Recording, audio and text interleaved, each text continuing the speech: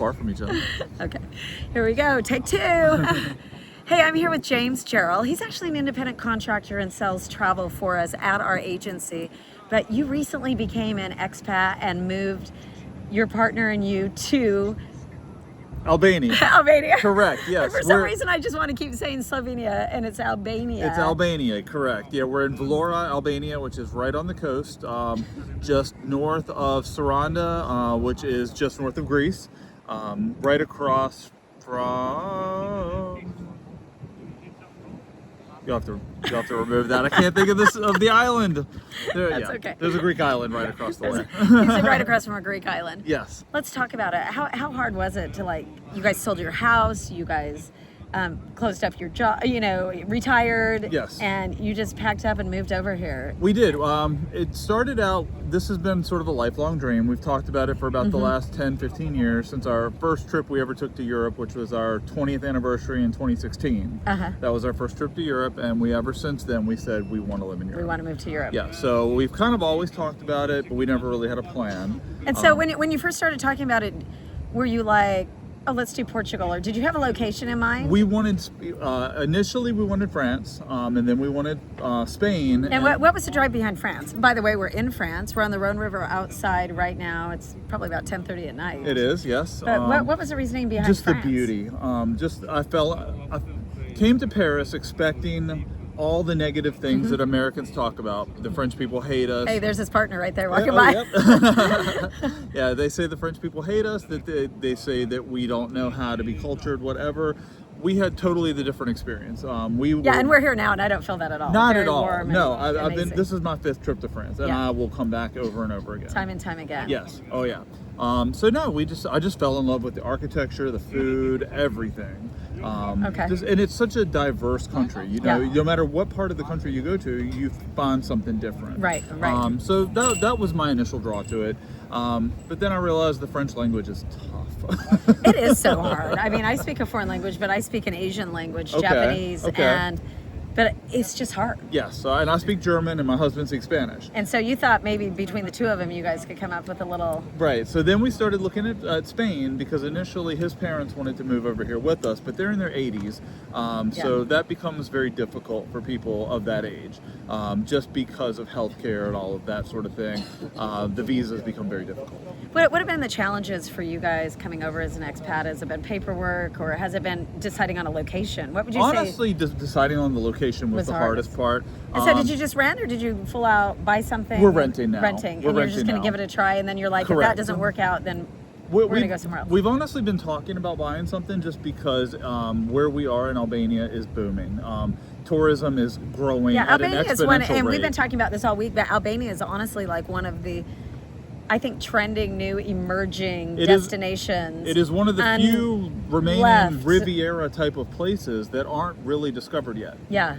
And it's growing quick. Yeah, it's growing quick. We've all discovered it. Former Yugoslavia now turned amazing. Exactly. Of course, we had some war in there along the way. Right. So, and what's nice is they love Americans. I mean, they absolutely love us because of how much help the Americans gave them during their revolution. Right. So they're very grateful to us. Wonderful. So you feel like it's a really warm atmosphere. 100%. So you looked at France. What was number 2 and 3? Spain was number 2, and then Albania became number 3. I looked at Greece. So I did a month-long trip to Crete. I did a month-long trip to Gran Canaria. These were the top of my list. And I'm just so curious, like, what happened in Crete? Were you like, it's just not for me? Oh, I loved it. But just Albania is easier. Albania gives Americans a full year paperwork free, no taxes. No visas, no taxes, nothing. Okay. You just go, show up with your passport, you can live there for a year. No questions asked. That is so tempting. It is, right? And the cost of living is amazing. It's amazing. Yeah, so we're using that as a home base. So I love that you're using that as a home base. You were showing me your spreadsheet. Because you're saving so much money living in Europe. Yes. Now you're living your best life. Every month you just have a set travel budget. We do. We have a set travel budget. And you're teaming up places that you want to go and see, and you're picking some really great things. And it's all over the world. It's not like you're just traveling in Europe. Right, and it's helping my travel business because I'm learning. I can speak more authoritatively to the things that I've experienced, and I feel more genuine giving people recommendations when I've done it myself. Oh, you're well traveled, no doubt about it. What were the challenges with leaving behind America? I know politically you had some issues, and that was a driving force, and I don't want to go there so much. But did you feel like, oh my gosh, I'm going to miss Kraft macaroni and cheese, or were there things where you're just like, oh, I just wish I had some Skippy peanut butter? Honestly, the only thing that I have missed so far is just the convenience of Amazon and things like that, where you can order something today that would and be me, tomorrow. like the tech piece of yes. it. Yeah, that has been because the food's not an issue for me. I can live anywhere. Same. I can live anywhere with food, and I can make my own food. I love to cook. But now, when you start talking to me about deliveries and just that getting a becomes basic major piece challenge. of, is it hard to find like tech equipment? Is it hard? Are you ordering everything on Amazon and then you have to wait for it to clear So a custom? you can't even order Amazon in Albania unless you order it from Amazon Germany, and then it's very hit or miss as to whether you're going to get it or not. Addresses are not a thing in Albania. And so they're like, it's house 5.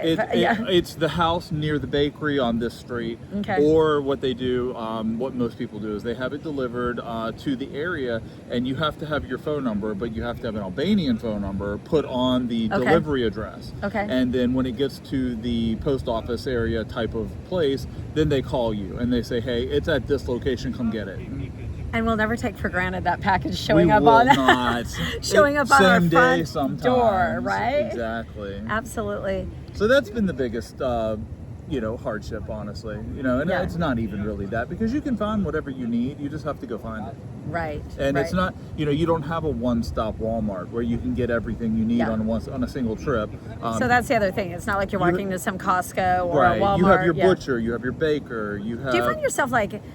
in my mind, living in Europe is like you're going to a little bakery every day, and then you're getting a loaf of bread and, a few vegetables, and then you go home and stir fry something. Does that get old fast or no? I don't think so. I love it. I love it. Like I said, I lived in Crete for a month, and I lived in Gran Canaria for a month. So fantastic produce in both places. Yeah. I absolutely loved it. I did not. That leads me to my next thing, because I feel like this is so key. Europe is so healthy in terms of food, and we've been talking about that all week because we've been traveling together on the road.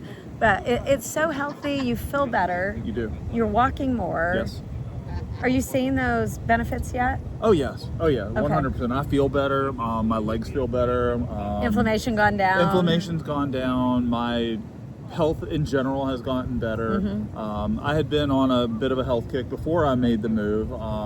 And if you want to hear the story later, I'll tell you more about that's part 2 when we do this again on my tour to Albania. how the move came together. But I stayed at home for a while. But I've lost over 55 pounds in the last year.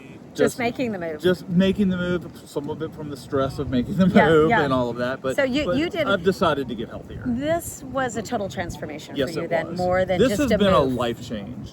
So this is mental health, wellness transformation. Correct. Yes, this has been a total change of life for both of us. My husband retired 62, so he retired early, kinda. Got tired of the job. The job just became more and more He just felt like he was doing more. He just wanted his life. He was giving more and getting less. Yeah. 100%. And we had just finally gotten to the point where, we can do it, so we're going to do it. And what does life as an expat look like? Because I feel like it means that you're doing a lot of side revenue, trying to figure out what's going to work and what's not going to work. Yes, I'm doing that a lot because I need things to do. I'm a little bit younger than my husband. I don't want to feel retired yet. So that has that's another part of why we didn't end up in Spain, is because I wanted to keep working. And because my business is brand new, I'm still getting started. I don't have the revenue coming in to prove that I am a digital nomad. And did you need that for Spain then? You would have. Yeah, I would have. So talk to me about the digital nomad thing, because that's interesting. I read about that. What does that really mean? Generally, a digital nomad is someone who has their own business and lives a travel lifestyle, like what I do, but they are reliant 100% on their business for their income. Whereas, we have our savings and we have our investments. Okay, and so if you're not a digital nomad, then that becomes an issue in certain countries. It can, for certain, yeah. So I could have gone any of these countries as a retiree, but I would not have been able to continue my business. Wow. Yes. Okay. So, because there's so many caveats with all this. 100%. And then you still have to pay U.S. taxes, right? Because you're registered in the U.S. still, so you're still maintaining a business there. Yes. And even if you were fully retired, you still have to pay taxes in the United States if you want to continue your benefits, if you want to keep your Social Security and all of that. your worldwide income is always taxed by the United States. Yeah, so it's not like you're just coming over here and stashing cash. Correct. No, not us. Admit it. No, I'm just kidding. Okay, what are the biggest things that have surprised you? Let's do some hot questions. Biggest things. I love the hot questions. How quickly we found a group of friends. Like I said, my husband was over here for about 2 months before I got here. I walked right into a new group of friends. Okay, and it's no secret you're LGBT. So Correct. does that mean they were all LGBT, or did No, you find people no. that were hetero too that were welcoming? Everyone's been. Okay. I think we are the only gay couple in the friend group. And so it was really just warm welcoming there, It has where been. some countries are not. Correct. We know. Yes, and there's some Albania countries- is not known for being LGBT friendly, and it is the case for the native people who live there, the Right. local people who live there. But Americans, they, again, like I was saying, they love us so much, they don't care about us. Yeah. They care about the money we're bringing in. They care about the American culture that we bring over that they Okay. want, not so much that we're trying to force on them. Okay. Next question. Hot question. Top 3 places in Europe. Top 3 places in Europe. Cities or countries? Okay, let's start with cities. Cities. And we're going under a bridge. Number 1, Prague. No Prague, what- questions. okay, that's mine too. That's Yeah. why we like each other. Yes, That's why we're exactly. attracted. Yeah, no kidding. question. Yeah. Second would have to be Leon. I absolutely Leon. We're adore in Leon right now. We just left today. And your fitness is number 2. Yes, I love Leon. Wow. Absolutely. Okay. Favorite Most place people in never France. say Leon. No? Yeah, Well, I they like don't. Leon But a lot. I mean, if you're a foodie, if you're a wine person, if you just like it's got a vibe. It to does. It does. People think, It's underrated. people Would think you say it's Paris- underrated? 100%. Okay. People think that Paris is the gastronomical capital of France. It's not. It's Leon. Oh, Leon, More 100%, Michelin stars yes. in Leon than anywhere else in the country. Yeah, 100% on food. I think it is an underrated country. 100%. Or an underrated city. It's late. Do you know how late it is? We're doing this? Okay. Okay, number 3. Number 3 has to be. I'm going to say Budapest for me. I haven't been to Budapest yet. I'm going next Yeah, month for the first you're going to be time. there, and then For we're the going to have first this time. conversation. Yes. Because that's a good one for me. If you're a Prague lover, you're kind of a Budapest lover You too. are. Yeah. You are. I'm kind of stumped on number 3. I love. I know there's so many good ones. There though. are. I love London. I love Iceland. Really enjoyed Iceland a lot. So what's on your top list? Rome is up there. Yeah. So what do you have on your futuristic travel list right now? What we've got coming up, when we finish this cruise that we're on, we're going to go back to Leon for 2 nights because my husband really hasn't experienced Leon Yeah. yet, and this one little stop wasn't enough. Yeah. So we're going to do 2 nights in Leon, and then we're heading to the Alsace region. Yeah. So we're going to do 8 nights in Colmar, so Yeah. we can explore the villages around Perfect. Colmar. Yeah, beautiful. And then 3 nights in Strasbourg. And you'll be singing like Beauty and the Beast songs Edelweiss. like every minute. Little Strasbourg. Yeah. So he's really interested in Strasbourg because it's the second capital of the EU. He wants to see the complex there, Right, which is right. really, really cool. Okay. Yeah, Okay. I've seen it, but he hasn't seen it yet. Okay, we got to get him going. Yes. Okay, favorite food that you've discovered? Goulash. Oh, goulash. Okay, yes. that's kind of a. Yes. Okay, well, you're gonna like Budapest then, and Hungary, Oh and my Vienna. gosh. You know, Yeah, you're gonna be in Prague. I Yeah. discovered how much I loved it in Prague. Right. Okay, last tips for somebody who's expatting. Is that a word? Learning to expat. Learning to deciding expat. to expat. Yeah, Yes. I make up words on here. Okay. Don't jump into anything.